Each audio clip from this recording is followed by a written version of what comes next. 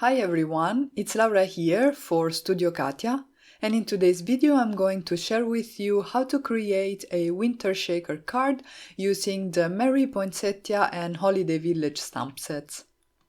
I started by die cutting some watercolor cardstock using the Darling Ribbon and Frames dies. I have the background of my shaker. I have the shaker front that I die cut with that same rectangle die and this beautiful die here. From the die cut that I obtained from the window, I also created a hue using the Simple Borders dies by Studio Katia, and I was left with this other die cut that I'll use for another project. To create some shading on my hue, I used the Spectrum Noir Midas Silver Pigment ink. This is a metallic ink that will add a very nice and shiny touch to my card, and I'm just adding it to the bottom of this die cut to create some shading and dimension. These inks can be used for ink blending and for stamping too, and you will see later on that I'll use them for my sentiment as well. Next, for the background of my shaker, I decided to use this rose gold pigment ink. This is also by Spectrum Noir and it's really gorgeous. I'm going to fill the entire area behind the shaker window because this panel, as I said, is the background of my shaker. And then I decided to add a little bit of pink lace on top as well to brighten up the color a little bit more.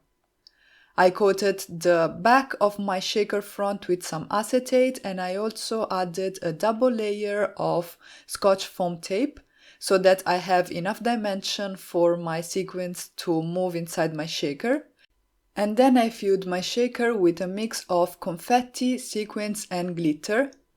I used crystal clear confetti, Majestic confetti, silver polka sequins, and then I also added some frost glitter and some sparkle glitter.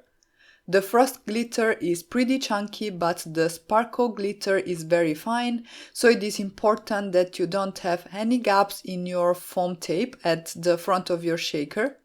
You could also use some craft foam that you'd die cut in the same way that you cut your shaker front, and this way you're absolutely sure that nothing will escape your card front. It's totally up to you. Here you can see the effect of the glitter and the sequins for the shaker, and I think it's really a lot of fun. Next, I started working on my images, and as I mentioned at the beginning of the video, I'm going to use the Poinsettia border stamp set and the Holiday Village stamp set. The Poinsettia border was new with the latest Studio Katia release, whereas the Holiday Village stamp set has been in the Studio Katia store for a while, and I felt they were a perfect match for this winter shaker card. I'm going to use some non-traditional colors to color in my poinsettias, and I tried to follow a color palette that would match with the background that I have on my shaker. Because I have this rose gold background on the sky of my scene, I used these vintage pinks to color in the poinsettias. I started with AP4 that I added at the base of the petals. I then blended it out with AP3 and then came in with AP1 to color in my highlights and blend everything together. I felt that the contrast was not as deep as I wanted it to be, so I'm going to come in with my RB4 marker. This is a red-brown marker, and I'm going to add that at the base of the petals as well, so that we get some nice dimension in our flowers. I'm not going to show you the entire coloring for all the flowers in this beautiful border image because it's the same as the one that I just showed you, and I wanted to save a little bit of time so that the video is not too long.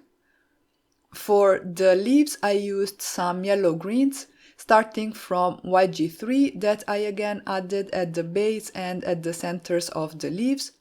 I blended that out with YG2, and then the highlight color will be YG1. Off camera, I also went in with a second layer of color using the same markers to intensify the contrast and deepen the shadows, and then I moved on and colored the berries in this image.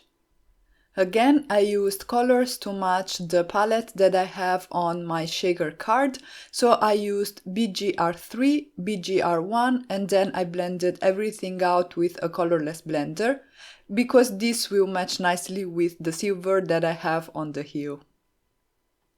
Using a very similar color palette, I also colored the houses and the trees. I used BGR1 to color in the snow. For the pink accents, I used AP4, AP3 and AP1. I introduced VB2 to shade the windows a little bit, and then for the main body of the houses, I decided to use some light warm gray markers, so I used BG2 and BG4, but left most of the houses white. Once I was done coloring all the images, I die cut them with the coordinating dies, and I could go ahead and adhere them all to my shaker front. I added the poinsettia to the top right corner of my card and then created my little village behind my heel. I used some double-sided adhesive to glue everything to my acetate shaker front because I feel this is a little bit cleaner than using liquid adhesive, and then I could move on and create my sentiment.